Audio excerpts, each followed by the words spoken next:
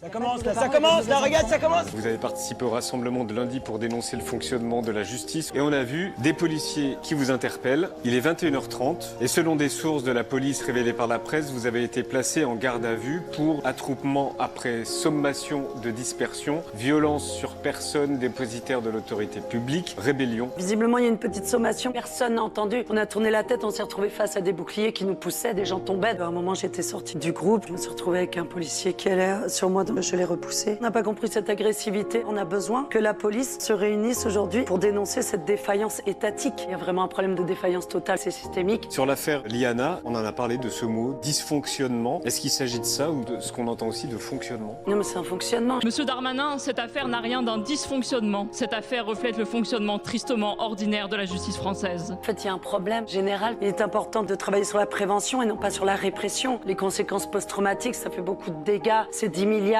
d'euros par an. Les enfants n'ont pas leur place dans la société. Il y a un enfant qui meurt sous les coups de ses parents tous les 5 jours. 160 000 enfants victimes de violences sexuelles. On n'a pas ouvert d'enquête sur l'affaire Epstein. Il y a le scandale du périscolaire, qui n'est même pas un scandale, c'est une affaire d'État. Il y a une immense défaillance de la chaîne judiciaire, mais qui est due à un manque de moyens et c'est de mentalité aussi. Nous tirons toutes les conclusions des défaillances, s'il y en a des systémiques. Et quand vous entendez Gérald Darmanin qui critique quand même cette loi? Mais il se trompe. Évidemment que des lois et des budgets auraient pu empêcher Liana d'être tuée. Et les rapports administratifs qu'on aura le 19 juin risquent de pointer des défaillances individuelles. C'est pas seulement une question de moyens, c'est aussi une question d'inaction. Si, ils ont 3 minutes par dossier. Ils sont obligés de prioriser. Le problème, c'est le budget. Le problème, c'est le temps. Le service public s'effondre. La justice s'effondre, la police s'effondre, l'éducation nationale s'effondre, la santé s'effondre. Et après, ils sont là et nous disent, c'est de ta faute. Tu es responsable. Vous seriez choqué s'il y avait des sanctions individuelles? Ça serait une manière de s'échapper. C'est eux qui sont responsables. L'État qui est responsable. Quand il y a des responsabilités, laissez les ministres prendre les sanctions qui vont avec ces responsabilités. Vous lancez une enquête sur les responsabilités qui ont conduit au drame. Ne craignez-vous pas qu'elle remonte jusqu'à vous, monsieur Darmanin? Depuis 9 ans, vos gouvernements ont démantelé les services publics et mis en œuvre des politiques patriarcales au détriment de la sécurité des femmes et des enfants. Pourquoi avez-vous décidé de ne rien faire? Et quand assumerez-vous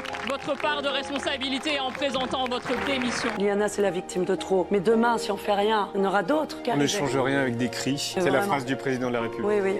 Ferme ta gueule.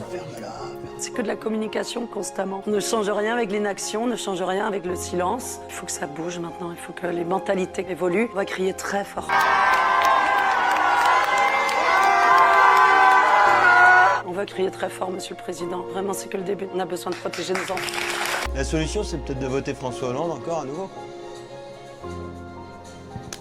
Un vrai kiff. Et tu passes ça, Gérard.